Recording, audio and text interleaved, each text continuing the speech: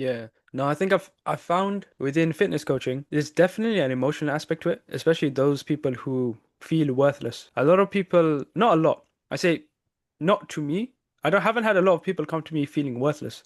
I've had a lot of people come to me being like, I saw that video of you and you know what? That really inspired me and I want to change. Mm. But on social media and online, you will find guys who will message me saying, I feel X, Y, and Z. I feel useless. So as clients, I haven't really found many. I think only maximum two who really, everyone's had an element of it, but I've had two who really felt this year that really felt like they are not men. Yeah.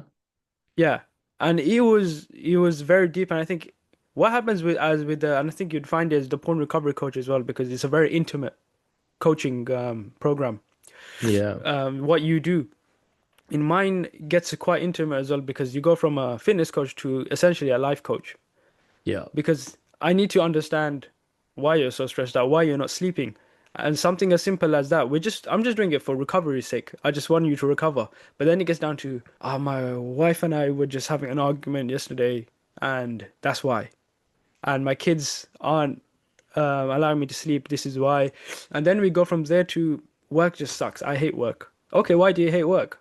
And then we're just trying to deal with these cortisol levels. But from that we go to, you know what? I just hate it. I wish I did this when I was younger. And then it just gets Wow. deeper and deeper. Yeah, so it's a very that's why one thing I do is all my clients are in one group chat. The ones basically if someone joins a program where in Ramadan I had Ramadan recharge, there was about six people, six brothers I took. They will always have their own group chat and that exists.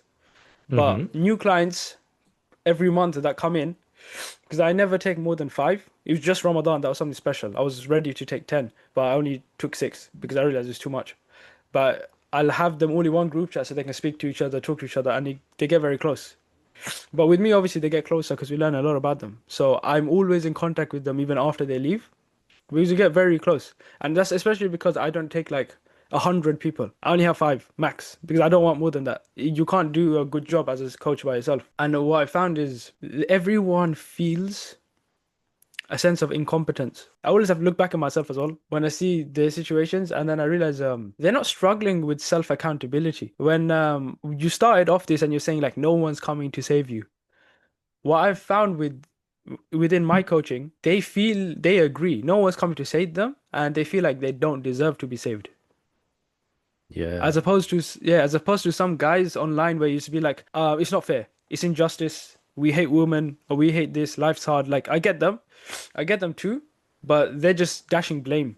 The guys that I've come, and maybe it's because it's a spiritual aspect. Like we both work with Muslims, so maybe their mindset's a bit different, and they come to Muslim coaches on purpose because they want an Islamic aspect. Yep. They will hold themselves to account anyway. That's what I found. But they feel more so that they're not even worthy of love. Like they're not worthy of Allah's love. And they're not worthy of this amazing family that they have. But they're like, I'm not worthy of it inside. And because of that, I've come to you to change. But also, what you don't realize is when you feel like you're not worth it, the people around you start feeling like you're not worth it.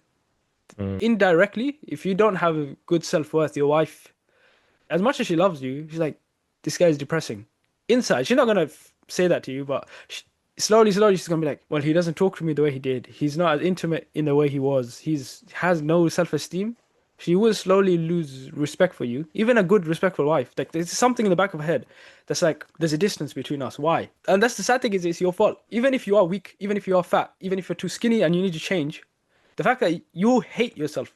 There's one thing like I've woken up and I've hated myself because I let myself go. But I still felt like I'm worth it. That's why I'm gonna change. They feel like Yeah. I'm not worth it at all. And then after they change, they get it's a different transformation because they're talking to me one to one. I can motivate them. But you will find guys within the fitness space. That's why body dysmorphia and steroids is so huge now. It's literally like an epidemic, steroid use. And in the UK, it's getting worse. And would you say that that's only amongst non-Muslims, or would you say Muslims are falling into that as No, well? Muslims is both Wow. because Okay. the idea of your body image is universal for men and women.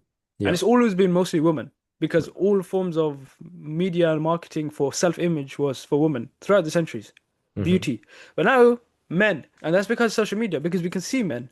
And when you see guys, even as a Muslim, where, oh, I don't want to have girlfriends and all this, you still see a guy getting attention from women, and that's his Hmm. whole brand. You're like, wow. Yeah, you're like, wow. Yeah. Something hits you. And Yeah. then and even if you have like a loving wife and you have kids and you're respected, Hmm. something in you is like, but he also has a better body than me. He's also taller than me. He also has more cars than me. And it seems like he's happier. Seems, that's the thing. They don't know how his life really is. Hmm. But it seems like he's happier without a wife by Hmm. having, or maybe he has multiple wives. But it seems like Hmm. he's happier and he's a Muslim guy with like three, four wives. And there's all these kids. And he's like, the Prophet ﷺ said to have kids because you boast upon them. That's why I have four wives and I have 20 kids. And they see it and Right. they're like, I'm still not on that level yet. There's Yeah. a point of no one's content. Yeah. Right. It's kind of like, yeah, like the with a client that I worked with, exactly what you just said. Like there was like a big part of like one of the major reasons like he would like that was the cause of his relapses was he felt like he wasn't man enough, and he'd seen like these Muslim influencers who overall they are by and large they sending a great message that you need to live life with a sense of purpose, have like a goal, have a mission, have a vision. These are all positive messages, right? Because it's upon how the person interprets that message. The person who sends that message, like they can't be held accountable for anything negative, right? So the way he receives that message is that like I'm not doing any of those things, and then instead of like taking that message as like inspiration for them to kind of to elevate themselves, now they feel kind of emasculated by that they don't have a mission and vision. They're not doing something for the ummah. Like I'm not doing dawah. I'm not um like whatever the kind of cool thing is that kind of that's getting all of the clout in the Muslim space. He feels less of himself. Like he feels like less because of that.